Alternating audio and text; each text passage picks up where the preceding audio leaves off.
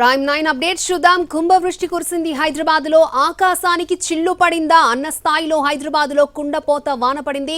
ఉరుములు మెరుపులతో కొన్ని చోట్ల పిడుగులు పడ్డాయి. భారీ వర్షంతో రోడ్లన్నీ చెరువుల్లా మారాయి. రహదారులపై నీరు చేరడంతో పలు ప్రాంతాల్లో ట్రాఫిక్ జామ్ అయింది.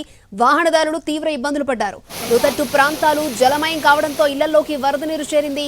మరోవైపు కుండపోత వానతో జీహెచ్ఎంసీ అప్రమత్తమైంది. ప్రజలు అప్రమత్తంగా ఉండాలని, బయటకు రావద్దని అధికారులు సూచించారు.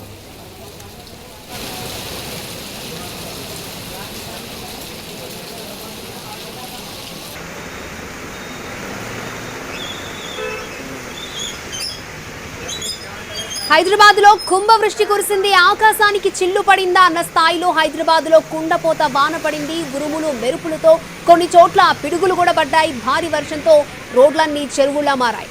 సో ఈసీఐఎల్, దిల్సుఖ్ నగర్, తెలంగాణ సచివాలయం అలాగే ఉప్పరపల్లిలో పరిస్థితి మనం చూడొచ్చు. ఎక్కడికక్కడ వాహనాలు నిలిచిపోయాయి.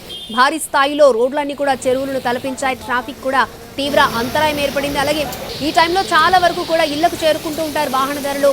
సో వర్షం పడడంతో ఒక్కసారిగా ఎక్కడ జనాలు అక్కడే ఆగిపోయారు. జనజీవనం స్తంభించిందని చెప్పుకోవచ్చు. ఆకాశానికి చిల్లు పడిందా అన్న రేంజ్లో హైదరాబాద్లో అయితే కుంభవృష్టి వాన పడింది. వాహనదారులు తీవ్ర ఇబ్బందులు పడ్డారు. లోతట్టు ప్రాంతాలు జలమయం కావడంతో ఇళ్లలోకి వరద నీరు చేరింది.